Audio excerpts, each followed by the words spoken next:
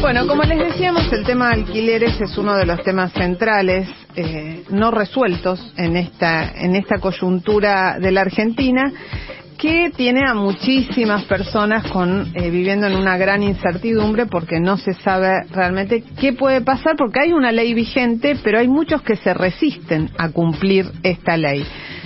Propietarios e inmobiliarias, sí, básicamente. Y está en discusión la modificación de esta ley vigente con un proyecto que tiene media sanción en la Cámara de Diputados que le da todas las garantías a los propietarios y deja a los inquilinos más en banda todavía. Estamos en comunicación con Luna Migens, que es directora del equipo de Derechos Económicos, Sociales y Culturales del CELS, para hablar justamente sobre esto. ¿Cuáles son los derechos en pugna en la discusión de esta modificación a la ley de alquileres? Buenas tardes, Luna, ¿cómo estás? Nora Beiras de este lado.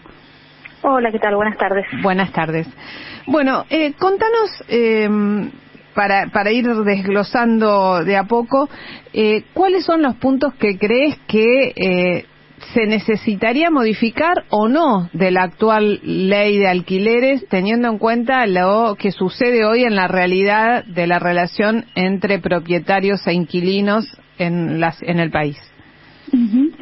Bueno, la ley de alquileres que fue sancionada hace 3 años, lo que hizo fue elevar el piso de derechos de la población inquilina, ¿no? Recordemos que en ese momento, ¿por qué se sancionó una nueva ley de alquileres? Bueno, porque había mucho descontento en cómo funcionaba un mercado que tiene dos partes que, como sabemos, tienen una relación muy desigual, ¿no? No es lo mismo estar queriendo estar en búsqueda de una renta que estar en búsqueda de un lugar donde vivir, ¿no? Porque una vivienda es eso, es un lugar donde desarrollar la vida, donde mandar al colegio a tus chicos, digo, es mucho más que solamente un techo. Entonces, lo que cada parte pone en juego en esa relación contractual no es lo mismo, no es simétrico. Entonces, ante los abusos y ante las dificultades de los inquilinos e inquilinas para poder alquilar de manera digna, bueno, se sancionó esa ley, que lo que hizo fue establecer algunas modificaciones que, como digo, mejoraban las condiciones de acceso al alquiler. Específicamente, bueno, lo de aumentar de 2 a 3 años el contrato, ¿no? Es un 50% más de previsibilidad habitacional, sumado a también un ahorro de dinero, ¿no? Porque cada vez que uno ingresa a un nuevo contrato es una inversión de dinero importante, poder pagar lo mismo a lo largo de un año y además de acuerdo a un índice que ya lo establece una ley, es decir, que los inquilinos e inquilinas no se tienen que someter a una conversación, una negociación que en realidad no es tal, ¿no? Porque en general, justamente porque esa relación es muy desigual, los inquilinos e inquilinas aceptan las condiciones que suele proponer propietario o propietarias. Eso fue lo que se ganó con esta sanción. A partir de ahí, bueno, muchas cosas se pueden decir respecto de qué pasó con el mercado, ¿no? Con la oferta, con también el crecimiento de los alquileres en dólares, turísticos, etcétera, con el contexto de inflación. Lo que sí se sabe es que realmente no hubo después de esa sanción, políticas, digamos, para realmente defender la ley, hacerla valer. Además, por ejemplo, la ley establece la creación de un programa de alquiler social que tampoco se puso en marcha. Y hoy se propone como única respuesta a la crisis de alquileres que tenemos, de la Cámara de Diputados vino una propuesta que básicamente consiste en volver atrás con esos derechos adquiridos.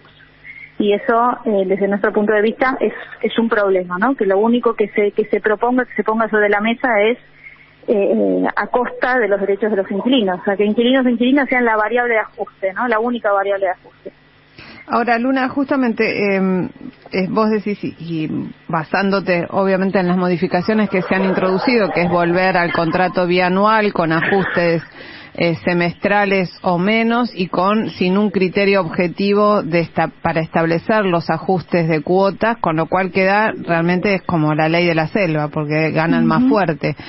Ahora, esto se da en un contexto en el que, como vos decías antes, hay cada vez menos propiedades en condiciones de ser alquiladas porque piden alquileres en dólares o con cifras exorbitantes, porque les conviene alquilarlas a turistas o en alquileres temporarios. Es decir, que lo que sucede no va a cambiar por más que se modifique la ley, si no hay un Estado más presente en el control de las reglas que establece esa ley. Sí, o sea, eso de ahí sumás otra dimensión del problema, o sea, no solo nos parece que está mal en términos sustantivos, ¿no? Esto de que los derechos de la parte más débil sean la variable de ajuste, sino que tampoco hay absolutamente ninguna garantía de que esas viviendas que se retiraron o que pasaron a ser viviendas ofertadas en el mercado turístico vuelvan a ser ofertadas en el mercado de viviendas de residencia permanente, ¿no? De hecho, me sorprendería mucho que alguien que pasó a tener una renta en dólares decida volver a volcar esa vivienda al mercado de residencia en pesos. Con lo cual, sí, tampoco hay garantías sobre en ese punto, para nada. Y con respecto al dictamen que se logró entre mayoría, entre oficialismo y oposición para establecer una ley sobre contratos temporarios, ¿qué opinas sobre ese texto? No, sin dudas tiene que ser un tema de legislación nacional y celebramos, digamos, que haya existido un acuerdo y que se avance, que el tema se ponga en agenda de la política, ¿no? Porque nosotros venimos sosteniendo que la cuestión del alquiler viene creciendo en centralidad en la vida de las personas, en la vida cotidiana de las personas. Hoy 10 millones de personas dependen de un mercado, que es un mercado que no es parte de digamos, que no aparece, digamos, en las decisiones de política pública habitacional en general del gobierno nacional, pero tampoco del resto de los gobiernos, o con medidas muy residuales, como, no sé, la decisión de dar créditos para poder acceder a un seguro de caución, ¿no? Como medidas que no van a la cuestión estructural, y darle centralidad a la cuestión de alquiler desde en sus diferentes problemáticas, ¿no? Una de ellas es esta, es el avance de los alquileres turísticos en detrimento de la oferta de residencia permanente. Nos parece central, y de hecho es lo que se está viendo también en el resto del mundo. ¿Qué tal, Victoria Inter? Bueno, como esto, ¿qué otras cosas más concretas puede hacer el Estado a intervenir? Estás hablando de esto, ¿no? Por ejemplo, bueno, regular los alquileres turísticos. Antes decíamos, no sé, el Estado tiene un montón de viviendas, o no, que tiene a disposición, que podría, no sé, poner en alquiler a precios subsidiados.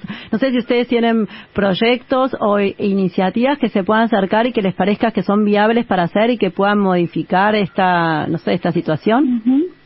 Bueno, sí, como decís, ahora hay un punto central que tiene que ver, ¿no? La cuestión más de fondo tiene que ver con que la vivienda, la construcción de vivienda y el mercado inmobiliario cada vez tiene menos que ver con con producir o con ofertar en el mercado lugares donde vivir, ¿no? O sea, el mercado inmobiliario y la industria de construcción de viviendas tiene que ver con una lógica de inversión, con una lógica de rentabilidad, ¿no? De hecho, si vemos, en Argentina se construyen viviendas, pero hay cada vez menos propietarios y cada vez menos inquilinos, con lo cual hay un proceso de concentración de la propiedad, ¿no? Entonces, una política habitacional que realmente vaya al hueso de la cuestión tiene que ver con, en algún punto, neutralizar esa tendencia, neutralizar ese fenómeno, limitar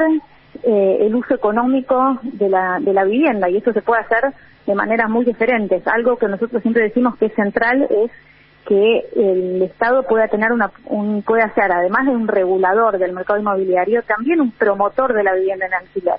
Podría pensarse, por ejemplo, en que en tierras fiscales bien localizadas se construyan viviendas en alquiler y exista un parque público de vivienda en alquiler, ¿no? Que permita también al Estado ser un jugador importante en ese mercado y no quedar librados a la voluntad individual de cada propietario o propietaria de querer o no ofertar esa vivienda en el mercado de acuerdo a las condiciones que se le ofrecen, ¿no? Porque, de vuelta, hay 10 millones de personas que dependen de ese mercado para lograr tener un lugar donde vivir, donde dormir, donde desarrollar la vida, lo más central de lo más central. Digo, sin eso no hay salud, no hay educación, no hay nada, no hay posibilidad de reproducir la vida sin un lugar donde vivir. Entonces, y sin embargo, este mercado sigue funcionando en la opacidad y el alquiler sigue sin ocupar un lugar central en la política habitacional.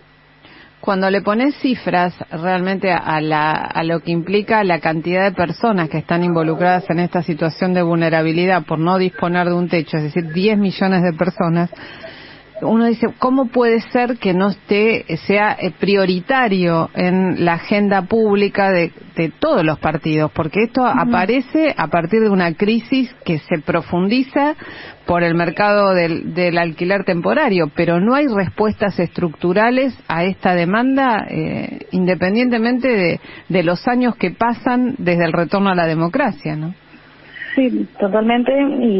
Y volviendo a la pregunta respecto de qué medidas se podían tomar, bueno, puedo mencionar muchas otras que incluso están incluidas en la ley actual vigente de la ley de alquileres, que dice que se tiene que crear un programa nacional de alquiler social, ¿no? Y enumera en una serie de incisos medidas para avanzar en este programa nacional de alquiler social, que a 3 años de sanción de la ley no existe ni siquiera una oficina para crear ese programa nacional de alquiler social.